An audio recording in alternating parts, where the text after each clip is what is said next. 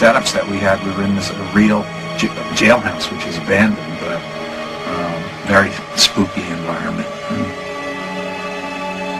Giving it a real sort of stark quality, almost a noir kind of a quality to it that matches the game.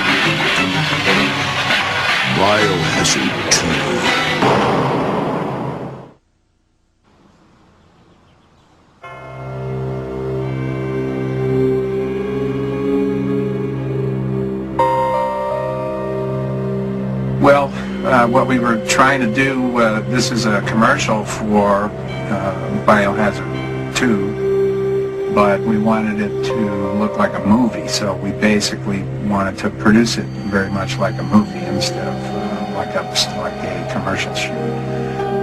It's fabulous. I mean, I love making the movies, and it's great that there's a game which is, it's like a flashback to that genre, and it's, I can feel maybe a little bit like I had some influence on it, and so I feel very flattered, And it was just like a small motion picture shoot with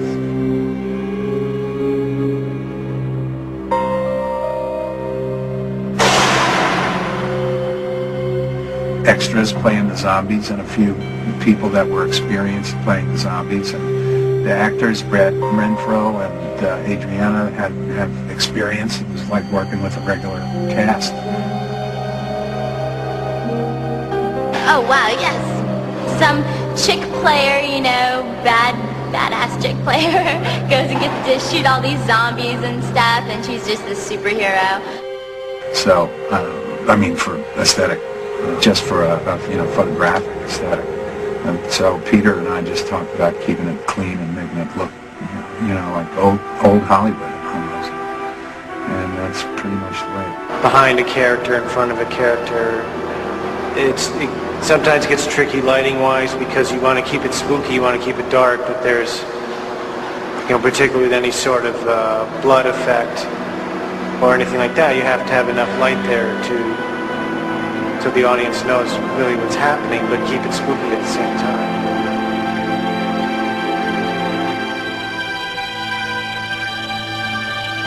Screaming Mad George was fabulous. I mean, the zombies, he made some really terrific zombies for us. I just wish we could have given them more screen time.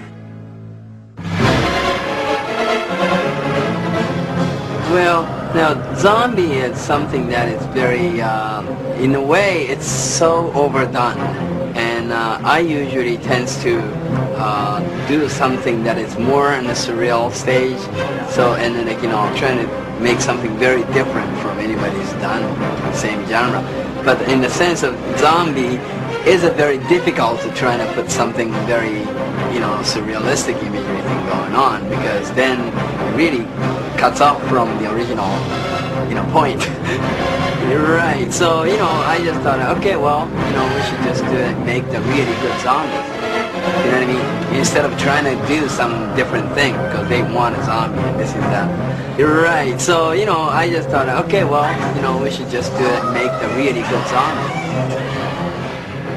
When I grew up on horror movies, the horror movies of the 40s and early 50s, zombies were always this sort of lower blue-collar monster, And they were just vampiric. They were hungry for human flesh or blood or both.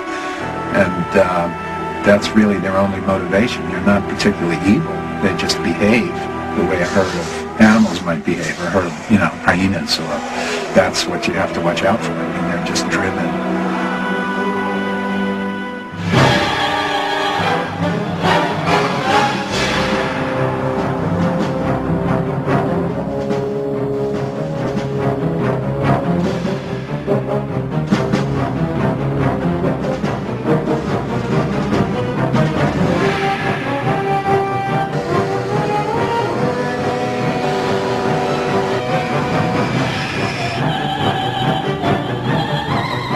Well, you know, it's funny, when you get a bunch of zombies in a room, I find, all the times that I've worked with zombies, if I make any physical move when I'm talking, then all of a sudden they all do. And you have 40 zombies doing exactly the same thing. So I generally let them invent their own moves, you know, how they want to behave, basically just to help them.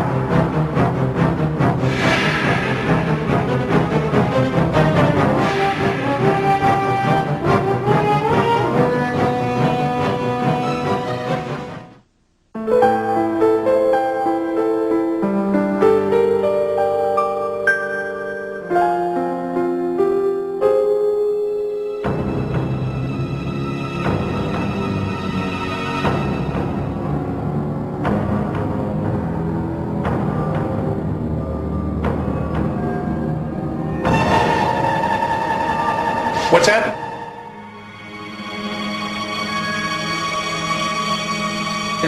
Doesn't it kind of reflect on, I kind of like it because it's a real big change coming from a spiritual hero to an actual literal hero. It's also very fun material, but it's good because it's a good little switch around. I don't know why, but pretty much left it up to me. I might be able to handle it, I don't know. You also like the naturality of it, you know?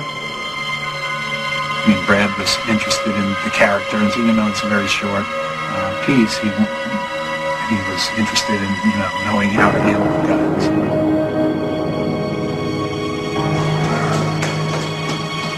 In my stories, the people that are trapped by them or that get in trouble are people who just can't either handle it or can't communicate properly with each other to form a plan to work around this problem. And so,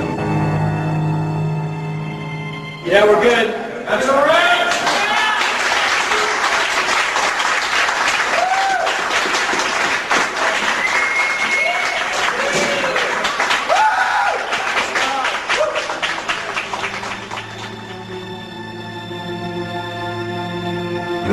they don't have a lot of power. They move slowly. You can defeat them easily one at a time. But when there's enough of them, and when you're not very organized yourself, or your group can't communicate or whatever, they're going to get you. And those are thematically what I've always worked with.